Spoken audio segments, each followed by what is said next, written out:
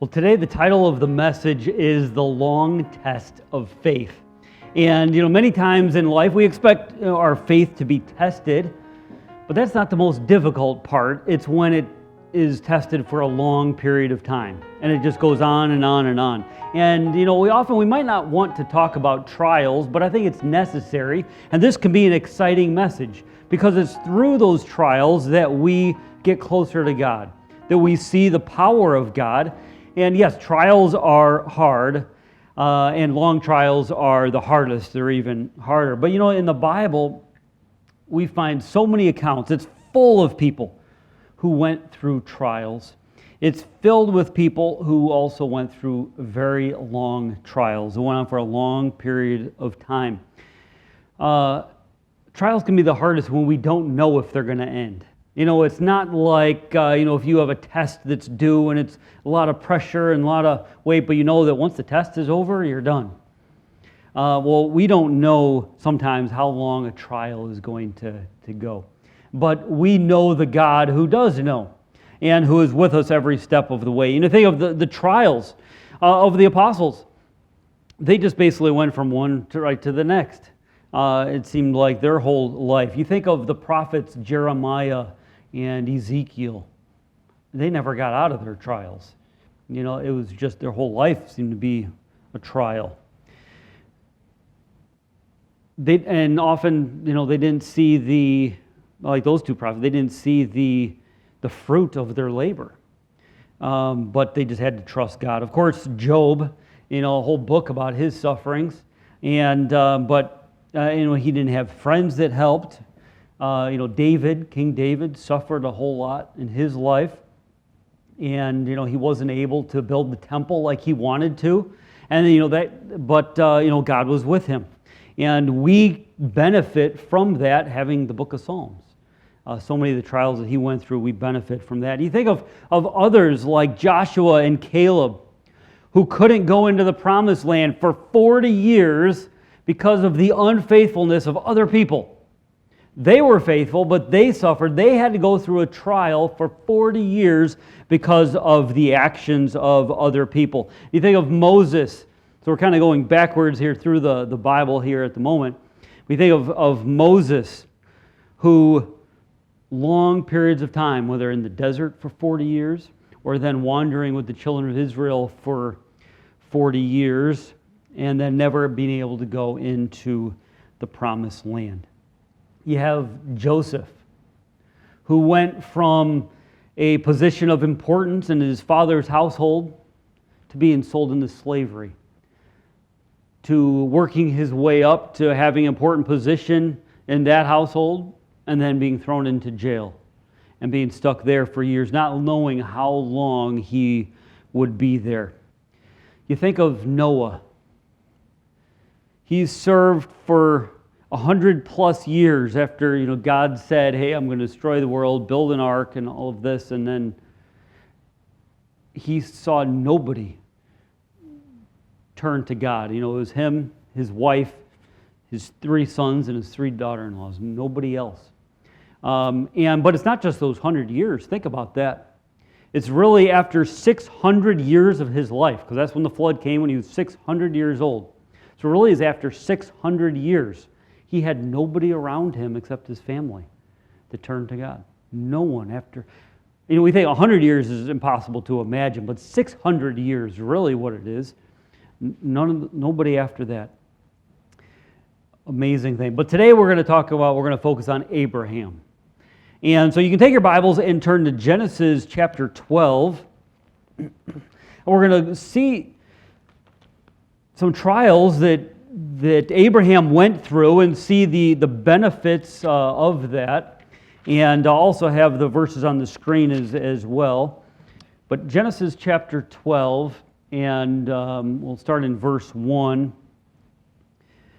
Now the Lord said unto Abram, Get thee out of thy country, and from thy kindred, and from thy father's house, unto a land that I will show thee. And I will make of thee a great nation, and I will bless thee, and make thy name great, and thou shalt be a blessing. And I will bless them that bless thee, and curse them that curseth thee. And in thee shall all the families of the earth be blessed. So here you have a wonderful promise, the first time that God made this promise to Abraham, but here he gives him a command to do. God will test our faith with commands that he gives. Now, God doesn't give us new commands today. He doesn't speak to us like this, but we have a whole book of commands that God has given us that we ought to apply to our lives. And so here he tells Abraham, or Abram at that time, get thee out of thy country. This was his country. This is where he was from. It says, thy kindred, from thy father's house. He had to leave all those that he knew, the place that he knew, and God said he was going to bless him if he would do this. Now, where is he supposed to go? To a place that I'll show you. And so he didn't exactly tell him where he was going to come, where he was going to go, where he's going to end up, but he had to go. God often tells us to go, and we don't know where we're going to end up. We don't know what the end is going to look like. In Abraham's case, you could say in the end it ended, wonderfully. In any time when you follow God, it's going to end wonderfully. It might not be on this earth. It might not look so wonderful at times, and it's not going to in Abraham's life either. But in the end, it will be wonderful. The rewards we will get in heaven, are, we can't imagine it. We can't imagine it when we follow God. Well, Abraham, so he was told by God to leave his family, leave everybody, and go to an unknown place. Now, at this point, he's 75 years old. Now, that's not the same as today being 75 necessarily, because he's going to live to 165. So he's going to live another 95 years after this. The lifespan after the flood, dropped drastically and continued to drop. But he was still living a long time at that point. His wife lived to be, I think it was 127. So point one here, though, is obey right away. Obey right away. When God tells you to do something, you must obey. How do you know if God is telling you something in His Word? Get in His Word and He will tell you things to do. He gives us very definite things to do. And when He says to do something like, go into all the world and preach the gospel, it's not the time to come up with an excuse. Everybody likes to come up with excuses. If you don't obey, then you have to come up with an excuse. And it's easy to come up with excuses of why you are not obeying God, or why something else at this moment is important, or maybe not excusing it as if I'm not going to do it, but coming up with a reason why it's not the best idea right now. Or, God convicts us in many different ways to obey Him. And it could be with God convicts you to give, maybe to a missionary, or maybe to something to help someone out, and come up with excuses about, I'm not very financially stable, or this or that. If God is leading you to do something, He will provide. But to delay, is to disobey. Well, Abraham here, he obeyed. And in Genesis chapter 12 and verse 4 and 5, it says, So Abram departed as the Lord had spoken unto him, and Lot went with him. And Abram was 75 years old when he departed out of Haran. And Abram took Sarai his wife, and Lot his brother's son, and all their substance that they had gathered, and the souls that they had gotten in Haran, and they went forth to go into the land of Canaan, and into the land of Canaan they came. So don't delay in obeying God. And he did this, I think right away. He said, okay, I'm going to obey God avoid all of the excuses he could have come up with. He just did it. He just obeyed God. And he didn't obey. Because what does God tell us? Well, in John 14 and verse 15, it says, if you love me, keep my commandments. There's one test if you love God. Keep his commandments. Obey him. And so as God leads you, you must obey him. Everything, I think everything we have is his. Our time, our thoughts, our body, the possessions we have is him. So we need to use those things to obey him. God said, Abraham, I want you to leave your family, leave your home, and go. Well, his family, his home, and everything was God's anyways, so I'll do it. I'll obey is what he said. And he went on his way. And if he were to lose everything he was taking with him, they're God's anyways. So he did not hesitate to obey. So we must not hesitate to obey. As the saying goes, God will not lead you where his grace won't keep you or won't sustain you. If God says go, he'll be with you even unto the ends of the earth. And we'll look at that verse in a little while. But if you don't obey God, if you don't obey his leading, you are never going to see what God can do. You'll never see the miracles that God could do if you don't follow him, if you don't obey him. Now, many of the trials that people go through is in part because of the lack of other people. Let's not be someone that causes a trial for somebody else because of our lack of faith. And what are some instances? That's true for Moses, who was so faithful, the meekest man on earth. God used him in a tremendous way, amazing way. But yet, when the people were murmuring one more time, he struck the rock twice, and because of that, because of his unbelief, he wasn't able to go into the promised land. But that wouldn't have happened if it hadn't been for the foolishness of other people. And then you have Joshua and Caleb. Their 40 years of trial was because of the unfaithfulness of other people. Same with Jeremiah and Ezekiel, and even throughout David's life, him having to run from Saul was because Saul was a wicked man, the unfaithfulness of someone else. So don't be the one that intensifies the trials of other people. And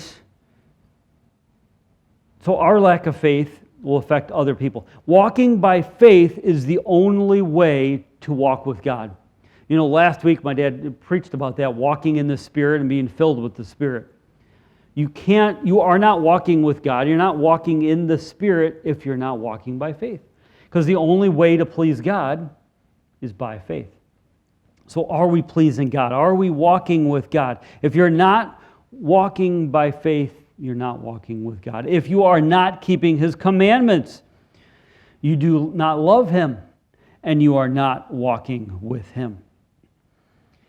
And us walking in faith is going to affect others. Just like those other people not walking in faith affected Moses and Joshua and Caleb, us walking in faith will affect other people. It's contagious. It will give other people the courage to walk by faith. And, I think cowardice is contagious, but courageousness is also contagious. If we take a strong stand, it will give other people the faith and to take a strong stand. If you're ever feeling discouraged, and don't know about, is God going to get me through the situation? And then you go to the Word of God and you read about somebody else who trusted God, it gives you courage. You read a missionary story or someone like George Mueller, and you read their story, or I recently finished a book about William Carey, and it gives you strength to go on. See how God worked in their life, how God worked through trials in their life to do amazing things for him. We're still seeing the results of men of faith like that. Because they stayed faithful. But you walk by faith, and it will affect other people. Well, here Abraham, he set off, and it's nice to have people with him. He went, he had his wife and Lot and others with him. And that's nice, but it's also a greater responsibility. Because now if things don't go well, other people are also counting on him, and it's going to also lead to other problems with Lot and things as well. But point 2 here, so point 1 was obey right away, don't wait. Point 2 is stay close to God. Stay close to God. Whenever you're going through this trial, don't pull away from God. Don't be like Peter as he's walking on the water and he notices the big storm and he starts fearing and he takes his eyes off of Jesus and begins to sink. If you take your eyes off of God, you will begin to sink. You won't make it through the long trial without keeping your eyes on God. So don't look in the wrong places for help. It's always dangerous to look for help in the wrong place. It's always dangerous to take your eyes off of God. It's always dangerous to focus on the problem more than on the problem solver. It's always dangerous that way. We can find problems anywhere and everywhere. They can consume us. But we have a God who is a problem solver. We have a God who wants to take care of us. Now, does he guarantee he's going to take care of every problem in the world? Absolutely not. This is a sin-cursed world. And the result of sin is death. So we're going to see death all around us. But through the trials, through the results of sin that we find all around us, we need to stay close to God. Take the problem to God. He will sustain thee. So we're going to, so a little bit later in this story, not too far down, Abraham runs into a problem. And so down in verse 10. And there was a famine in the land. And Abraham went down into Egypt to sojourn there, for the famine was grievous in the land. So here's a problem. A problem comes about fairly quickly in his journey here. He needs food. Obviously, you need food. But we don't see any evidence here of Abraham asking God what he should do. He could have been looking at their bags of grain and saying, okay, we only have enough for this many days. I better fix this problem.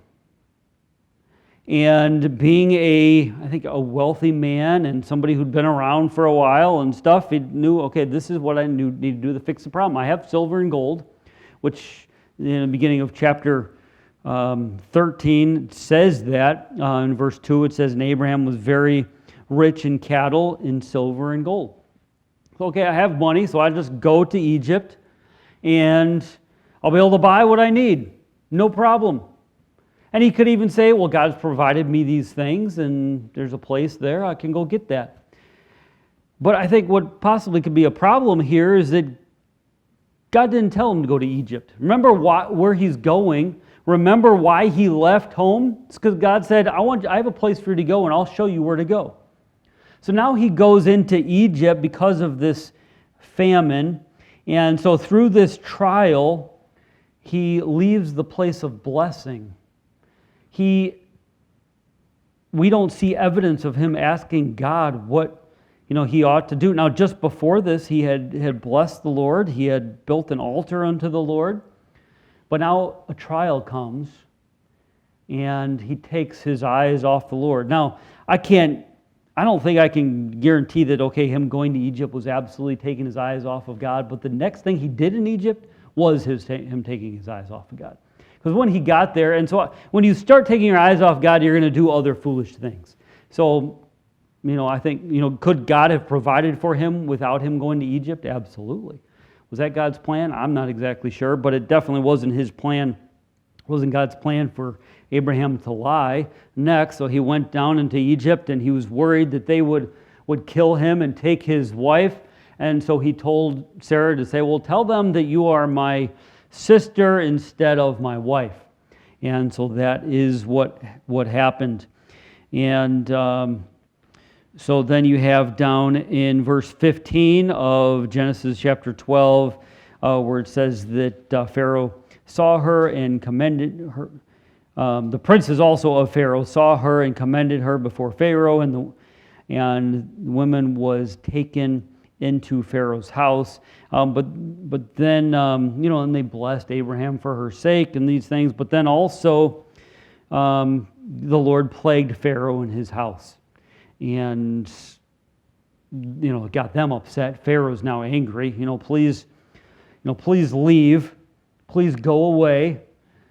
Because, this thing that you did to us. So Abraham, I think, took his eyes off of God. He didn't stay close to God through the trial. And as a result, he was a bad testimony to the unsaved. He was a bad testimony to the world. They had more honor than he did. So we need to be careful. Are we the people of honor? Are we the ones close to God? If we take our eyes off of God, we're going to do foolish and potentially even then wicked things. You think about Abraham, he didn't have the Bible. He didn't have this. I mean, we're in the first book of the Bible that we're reading out of, so it hadn't been written yet. Noah didn't either. They didn't have the Holy Spirit like we do. We have such an advantage. You say, well, but they talked to God. And yes, that'd be an amazing thing for God to actually speak to you. But we don't know how often that was. But still, they had the ability to follow God, to obey God, to remember what God had said. Remember the promise that God had given you. Keep obeying Him, knowing that He is going to fulfill His promises. And Noah did that. And they didn't have a men's Sunday school class to be able to, vent their problems to, or to be able to, get the encouragement from that. No, they had nobody. Especially Noah.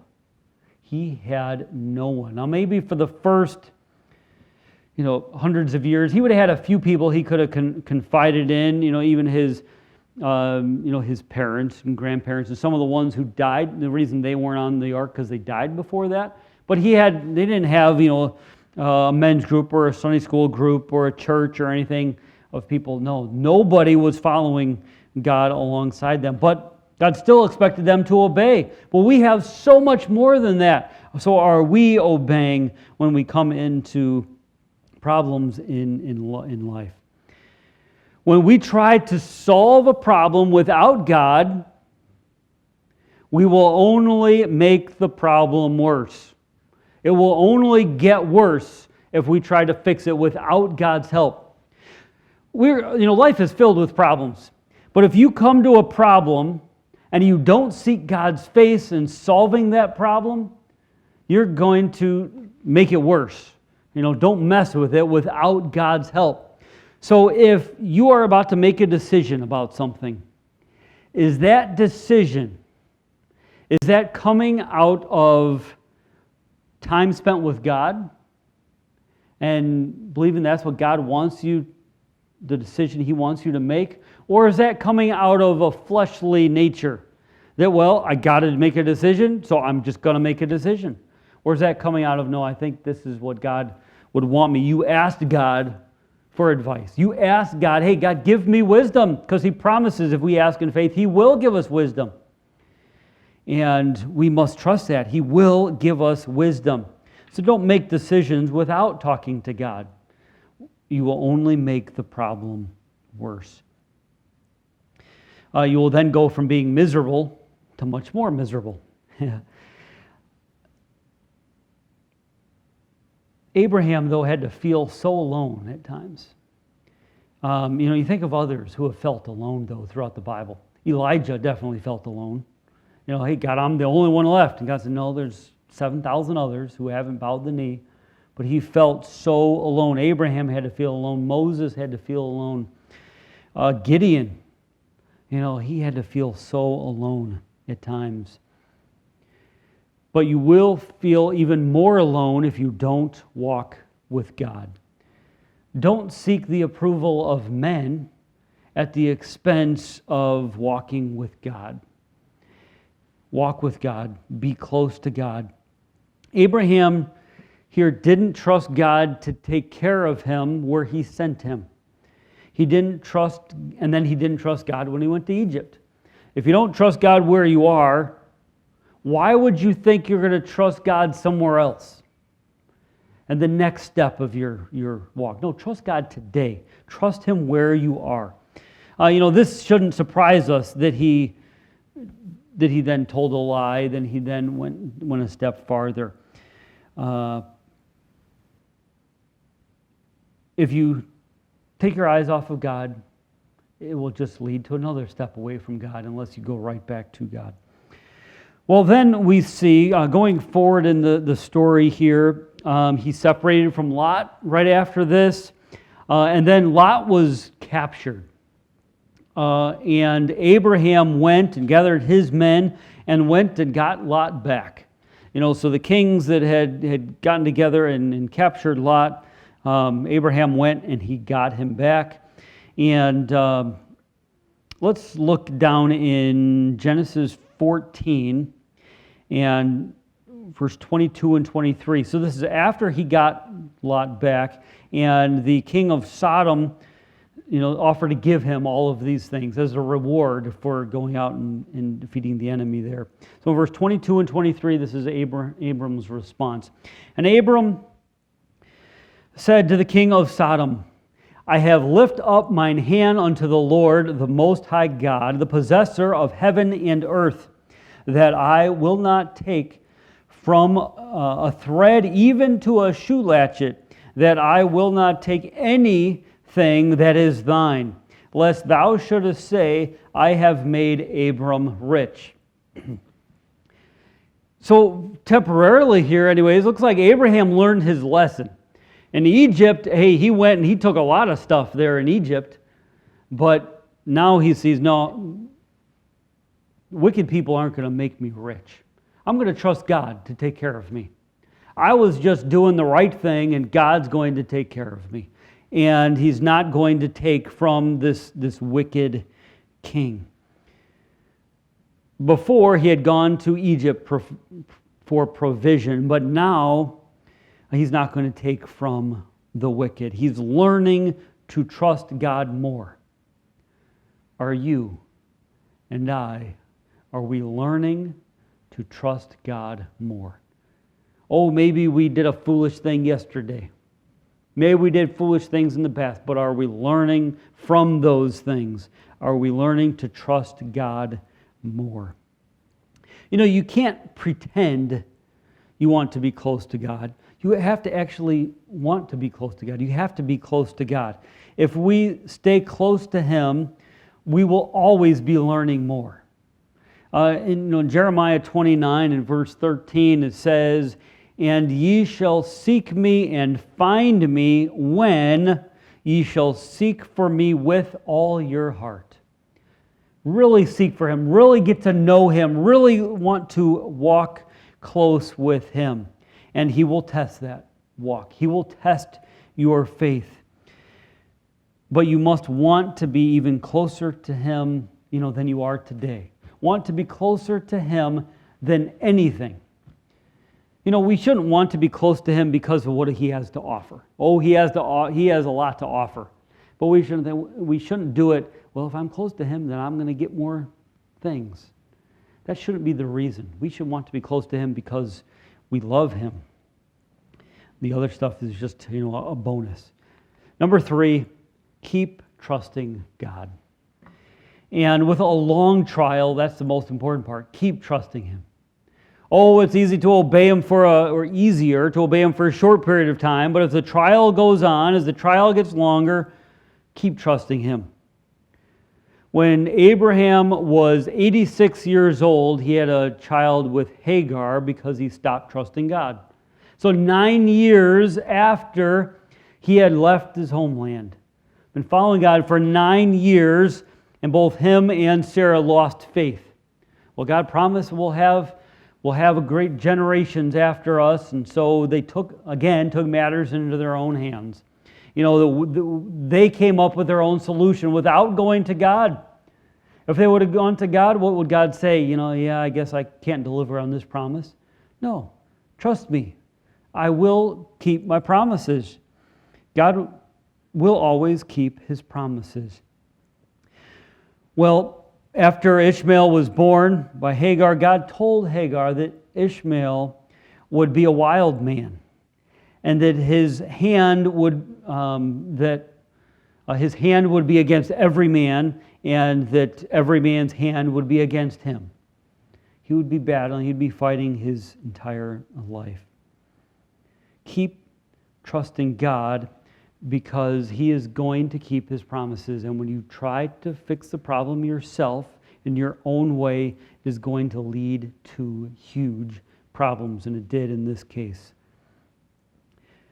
You think of Moses, who had been faithful for so long, through so many trials, but through a lack of faith, because of a lack of faith, he was not able to enter the promised land.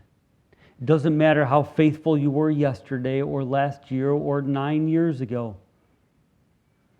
Be faithful today. Keep being faithful. Keep trusting. Keep being faithful. It always causes problems when you try to find a solution outside of the will of God. In chapter 17, skipping forward a little more, when Abraham was 99, God reminded him of His promise. And what was Abraham's response? You think, well, by this time, certainly he's, had so much faith, he laughed. Actually, it says he fell on his face and laughed. At 99 years old, he fell on his face and laughed. That's in verse 17, chapter 17, verse 17. In his heart, he thought, how is that possible? That his wife, being 90 years old, could have a child. Well, in chapter 18, we find that Sarah laughed, and she laughed within herself there. And we're often hard on Sarah for laughing. That tends to be the one we think about in chapter 18. We're forgetting that Abraham did the same thing just in the previous chapter there. And then God tells Abraham that He's going to destroy Sodom because of the wickedness of that city. And Abraham pleads with God for the sake of the righteous to spare Sodom. And so God says, yes, if there's 50 righteous, I'll spare it. And then 45, and goes down all the way to 10 people. If there's 10 righteous, yes, I will spare that. As you walk with God, as you walk by faith, you're going to care about people. And Abraham did care about people. Why? Because I think he had the mind of Christ. Which he wouldn't have known him as, Christ at that time, but he had the mind of God. He cared for God's people, the people who God created, I should say that. The people that Jesus would eventually die for. Abraham, I think, cared for people. Now here he's pleading on the righteous sake, but that would also save the unrighteous too. If He spared that city, but there weren't any righteous, or hardly any righteous, God removed the righteous. And even those righteous that were seen righteous in God's eyes were wicked people. They had become very wicked, but they were believers in God, in Jehovah. Well, then you have, so Sodom is destroyed in chapter 19, and then you have Lot's daughters have children with Lot. And the children that came from there became the Moabites and the Ammonites. So that wickedness there would be a thorn in their flesh for generations, to come, for really hundreds of years down the road. And then again, in chapter 20, Abraham lied again about Sarah being his wife. So here you have, between the age of 99 and 100, a lot of things happen. So you have huge gaps, and in this period of time, a lot of things happen. You have Sodom and Gomorrah destroyed. God renews His promise. You have Sodom and Gomorrah destroyed, and then you have Abraham lying again about God, or about his wife, I should say, about his wife being his wife. And so he doesn't trust God once again. And then you have in chapter 21 is when you have Isaac is born. Finally, after all this time, after 25 years, God fulfills his promise. Imagine that, waiting from the age of 75 to 100, waiting for God to fulfill that promise. And it was an absolute miracle. Yes, at that time they lived a lot longer than they live today, but still no 90-year-old women were having children at that time. And it was a tremendous miracle that God did. God made a promise to Abraham, and he kept that, but he was testing Abraham along the way. Will you trust me? Will you trust me? God has given you promises. God has given me promises. He's going to test you along the way to see if you trust him to fulfill those promises. And he's not just going to test you a little bit. He's going to test you to the point of the only way out of this is a miracle. He tested Abraham to that point that, hey, the only way this promise being fulfilled will happen is through a miracle. Abraham had tried to fix it in his own, just caused more problems. He needed to trust God. God always delivers on his promises. God has given you a promise and me a promise. Do you trust him? You say, well, but man, the promise that he gave to Abraham, he says that he's going to multiply his seed. Direct things. God is with him. He's going to be his people and all of this. But what kind of promise do we have like that? Well, we are the children of God. Look in 1 Peter 2 and verse 9. But ye are a chosen generation, a royal priesthood, and a holy nation, a peculiar people, that ye should show forth the praises of him who hath called you out of darkness into his marvelous light. He didn't only call us out of darkness, but he called us into his marvelous light. We are chosen. We have a job to do. He is telling us to go. He's given us a command like he gave Abraham in Genesis chapter 12. Hey, go. I have things for you to do. I've called you out of that darkness, away from all of these things, into something marvelous. The marvelous light of the gospel that we can share with other people. We are his children, and he promises to take care of us. He promises to be with us if we will draw near to him. But he's going to test us. Do you believe those promises? Do you trust him? Well, he can be trusted. Matthew 28, 18 to 20. And Jesus came and spake unto them, saying, all power is given unto me in heaven and in earth. Go ye therefore. So because this power has been given unto him, we need to go therefore and teach all nations, baptizing them in the name of the Father and of the Son and of the Holy Ghost, teaching them to observe all things whatsoever I have commanded you. And lo, I am with you always, even unto the end of the world. Amen. So Jesus, who has all power, who all power has been given unto him, tells us, because he has that, go to the ends of the earth, and I'll be with you. I will be with you. If we don't go, we don't have that promise. If we don't obey God, we're not going to have the blessings of God. So do you trust God to take care of you? Do you trust God to fulfill his promises? If you don't follow him, if you don't obey him, you don't trust him.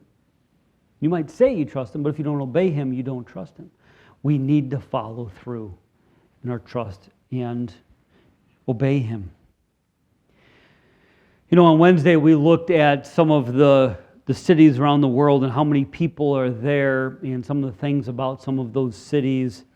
And we ended with talking about one of the slums in Mumbai, and which is potentially the most crowded slum in the most densely populated slum in the world. But this week after that, last few days, I've been reading and watching videos and a lot of things about slums and trying to just find out more about them. But it is said that over 1 billion people, like several years ago, we passed the 1 billion people mark, of amount of people that live in slums around the world. And, the UN has a certain criteria of, what a slum, is, what qualifies as a slum, but they're always overpopulated. They don't have access to water and, getting rid of waste. And they're usually dilapidated buildings. And, way too crowded is one of the biggest things. But it is said by the year 2030, which is coming up faster than we'd like, it will hit the 2 billion mark. That these slums are growing. They're not shrinking, they're growing. Now, they don't know exactly what's going to happen because of COVID-19 and stuff, but there's a good chance that they're going to really expand. They're going to explode because of so many more poor people as a result of how we reacted to that virus. But I started thinking, do you think there's Christians in those slums? And some of them would say that there's 2.3% Christian in there. Most of them are very heavily the religion of the country they're found in. But I don't know if those small percentage of they're actually Christians. But are there Christians there? If there's a Christian there, could they say that God is taking care of them? God does take care of His own. And if there's not Christians there, who's reaching those 1 billion people with the gospel of Jesus Christ? I want to show you a few places in Karachi, Pakistan is one of the biggest slums in the world, just outside of it, in Orangi town, located on the northwest area of Karachi, Pakistan. And there's 2.4 million people there, and they're basically all Muslim there. But it's just hard to imagine the amount of people there, and the crime there is the gangs that run it and stuff are horrible. I have been past this slum in Manila. It's more than you can comprehend. Seeing the smell driving by there. I haven't been in there, just driving by. The Tondo slum. And it has over 630,000 people. And I don't know if you can see the little kids peeking out of there. But people live in there.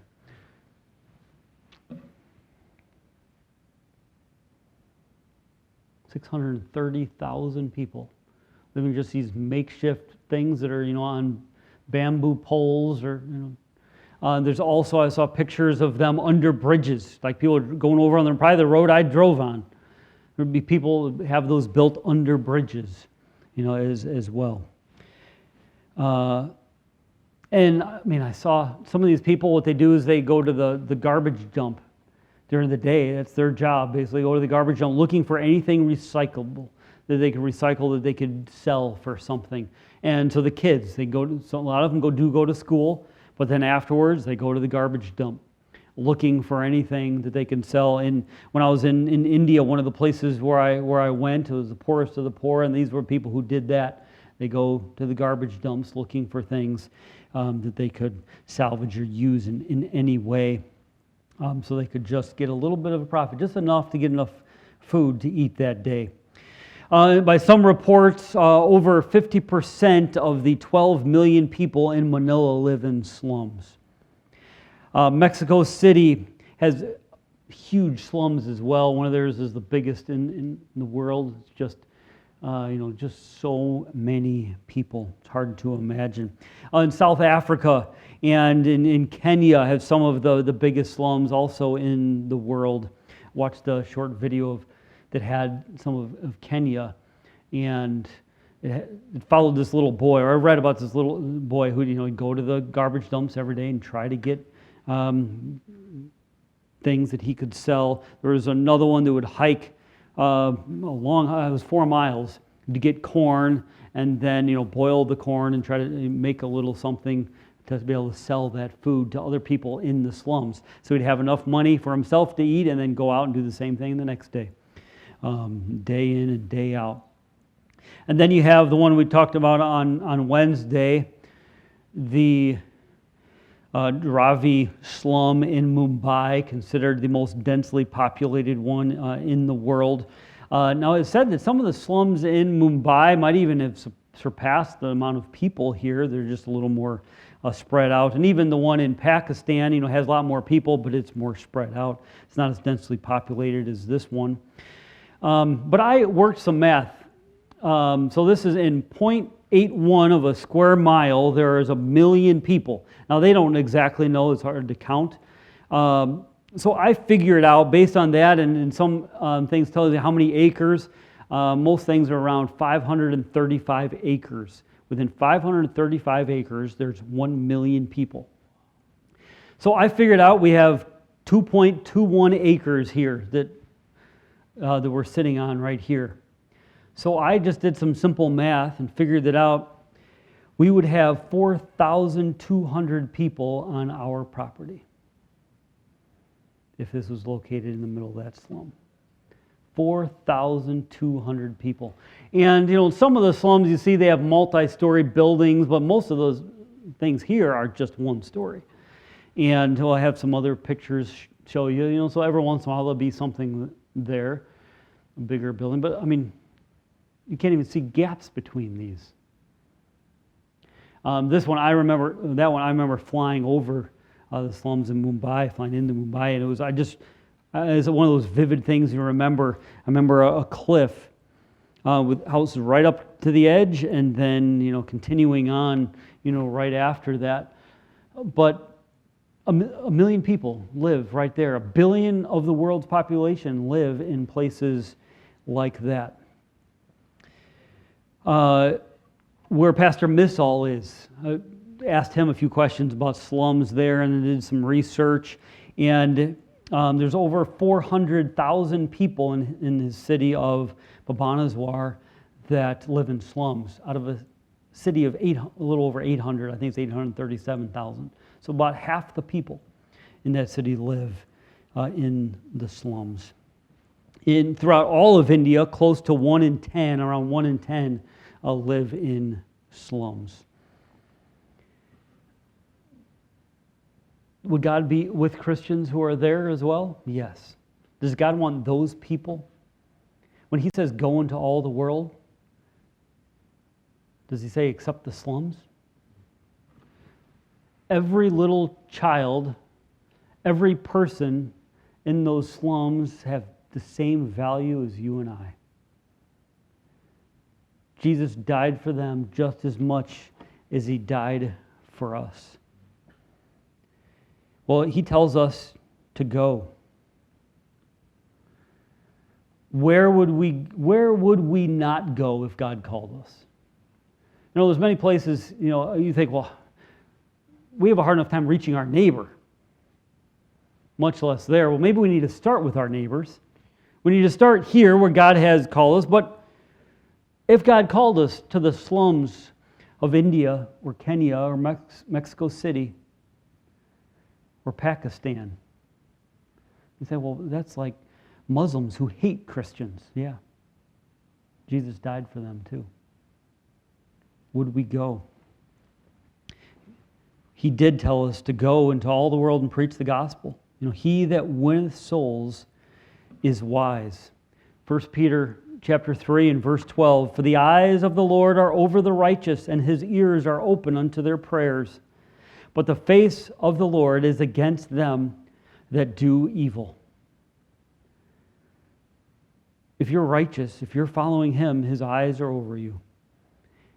His ears are open to your prayers. But his face is against you if you turn against him. Finish with just quickly wrapping up Abraham's story. Abraham was still tested. Many years later, he was tested again when God told him to go on a journey and to offer his son, Isaac, as a sacrifice. His only son, the one that generations who were supposed to come through. And when his son asked him, well, where's the sacrifice? This is what Abraham said as they're journeying out there. In Genesis 22, verse 8, and Abraham said, my son, God will provide himself a lamb for a burnt offering. And they went, both of them, together. They went together, they built an altar. He put Isaac on the altar, and then the angel of the Lord stopped him, and God provided a lamb. For you and I, God provided a lamb.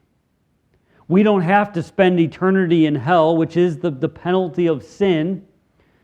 And we all face that same penalty.